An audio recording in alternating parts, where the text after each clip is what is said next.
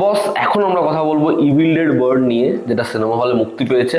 এবং আমি জানি একটা হরর লাভারদের ভিড় রয়েছে যারা এই গোর নেচারের ছবিটা ডেফিনেটলি দেখবে।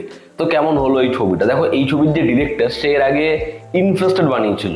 ইনফেস্টেড না দেখলে দেখো, ভালো ছবি। সেই ছবিটাও মানে যথেষ্ট হন্ট করে।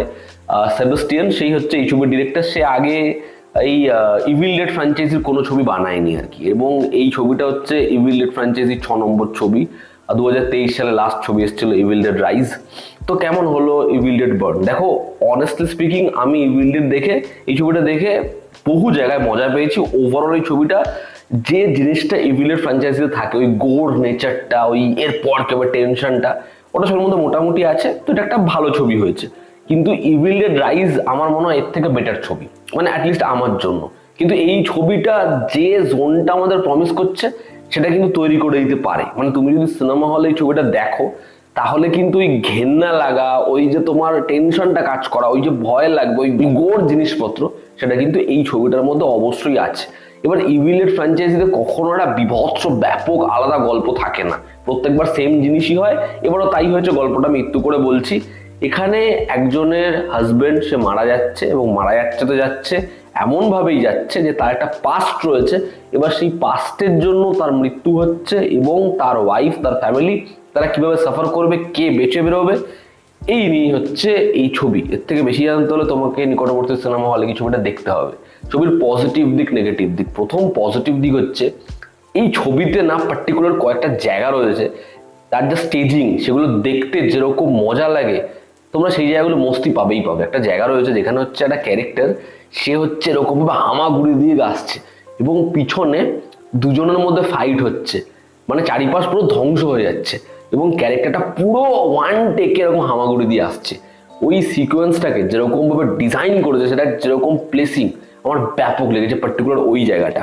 আর একটা জায়গা রয়েছে, যখন হচ্ছে গাড়ির মধ্যে একটা ক্যারেক্টার উঠে বসে, লুকিং গ্লাসে দেখা যায়, তারপর ও যা জিনিসপত্র করে, আঙ্গুলগুলো কাট কাট কাট কাট কেটে পড়ছে, তারপর যেটা হয়, এবং একদম যেভাবে সিকোয়েন্সটা শেষ হয়, দরজাটা খুলছে, ফগি ওয়েদার, রক্ত মাখা ক্যারেক্টারটা বেরোচ্ছে, মানে ওটা ভয়ানক। এবং কিছু সিনস এমন রয়েছে যেগুলো ভীষণ ভীষণ ঘেন্নার। একটা পার্টিকুলার জায়গা রয়েছে, দুটো ক্যারেক্টার এমন একটা জিনিস করবে, সেটাকে যখন তুমি দেখবে না, মানে ওটা ওটা দেখা যায় না। একটা ক্যারেক্টারের দাঁতগুলো খুলে নেবে, একটা মৃত মানুষের মুখের মধ্যে একটা মুখ এরকম ভাবে ঘষে যাচ্ছে ঘষে যাচ্ছে। ওই সিনগুলো যেরকম, সেগুলো ভীষণ ভীষণ ঘেন্নার। আবার কিছু সিকোয়েন্সের যেরকম স্টেজিং, মানে একটা ক্যারেক্টারের মুখে প্লাস্টিক বেঁধে রয়েছে, এবার শটটা না রোটেট হয়েই যাচ্ছে হয়েই যাচ্ছে হয়েই যাচ্ছে, দেন সেটাকে যেরকম ভাবে ক্লোজার দিচ্ছে যে ক্যারেক্টারটা ওপরে উল্টো হয়ে ঝুলছে। এই সিকোয়েন্সগুলো স্টেজিং ভীষণ ভীষণ ভালো। গোটা ছবিতেই আগের বারের মতোই একটা টেনশন তারা তৈরি করতে পেরেছে। এবার আগের বারে ওই টেনশনটার পরে একটা ব্রিদিং স্পেস আছে, তারপর যখন জিনিসটা ঘটছে হেভি লাগছে। আর এবার টেনশনটার কিছুক্ষণ পরেই ক্লোজার দিয়েছে, তবে ওই টেনশনটা কিন্তু গোটা ছবিতে থ্রু আউট দ্য ফিল্ম আছে, এবং সেই কারণেই এই ছবিটা ওই এক্সাইটমেন্টটা বজায় রাখতে পারে, যে কারণে এরপর কি হবে এরপর কি হবে এটা আমাদের মনে হয়। এবং এই ছবির হিউমার, যেখানে একটা দিদার ক্যারেক্টার রয়েছে, এবার দিদার ক্যারেক্টারটা একটা সিরিয়াস সিচুয়েশন, সবাই ভয় পাচ্ছে, ও ধরো বলে উঠলো যে নিশ্চয়ই এটা নিতে এসেছে। কে এসছে? সে ওই ক্যারেক্টারটাকে ওপরে তুলে নিয়ে আসছে।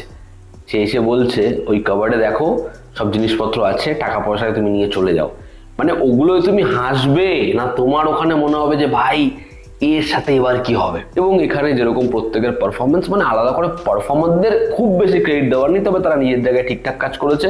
ছবির প্রস্থেটিক্সের কাজ দারুণ, ছবির লাইটিং, ডার্ক অ্যাম্বিয়েন্সে যেরকম, সেটা খুব ভালো লাগে। ক্যামেরা ট্রিটমেন্ট আমি বললামই, সেটা খুব ভালো। ছবিতে একটা মিড ক্রেডিট সিন রয়েছে, সেটা চাইলে তোমরা দেখতে পারো। এই ছবির যেরকম ব্যাকগ্রাউন্ড স্কোর, সেটা ভালো। লুক অ্যান্ড ফিল ছবির তো অবশ্যই ভালো।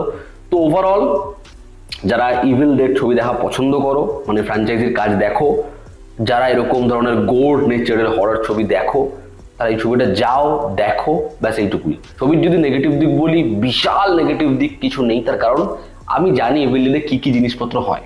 দেখো, নেগেটিভ দিক হচ্ছে এখানে এবারও তারা ক্যারেক্টারে খুব একটা বেশি সময় দিল না, এবং তাও এর আগের বার যেভাবে জিনিসপত্র এগিয়েছে, এবার সেটাকে যেন আরো ন্যারো ডাউন করে দিয়েছে। এবার প্রত্যেকটা ক্যারেক্টারকে যেরকম ভাবে দেখাচ্ছে, কোনো চরিত্রের জন্য আলাদা করে আমাদের কিছু ফিল হবে না, তার কারণ আমরা চরিত্রগুলোকে জানিই না, এবং তারা ঘাপ ঘাপ ঘাপ জিনিসটা নিয়ে গেছে, ঠিক আছে, সেখানে কারোর সাথে কিচ্ছু আমাদের তৈরি হবে না। দ্বিতীয় হচ্ছে টেনশন তৈরি হওয়ার পরেই সঙ্গে সঙ্গে ক্লোজার প্রত্যেকটা জায়গায়।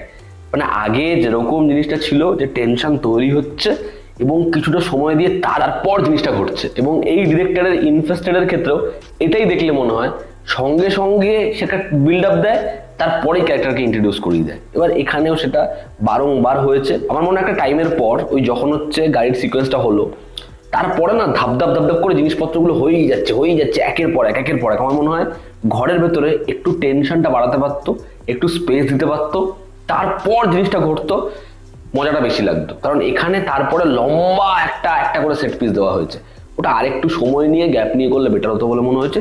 বাট ওভারঅল তোমরা ইভিল ডেডের থেকে যা এক্সপেক্ট করো তাই পাচ্ছ। এবং আমি জানি মানে এই ছবিটা কখনোই কোনো দুর্বল হৃদয়ের মানুষ বা যে এরকম ধরনের কিছু দেখেনি সে হঠাৎ করে সিনেমা হলে এক্সপিরিয়েন্স করতে যাবে না, আর করতে গেলেও ইভিল ডেড বার্ন তো যাবে না। তো যাও, যা যা যেরকম মনে হচ্ছে কি দেখে আসো। এই ছিল আমার ওপিনিয়ন। তোমরা যারা অলরেডি দেখে নিয়েছো তোমাদের কিরকম কি লেগেছে জানিও। জনতা আমাদের পাশে আছে, আবার দেখা হচ্ছে, টেক কেয়ার।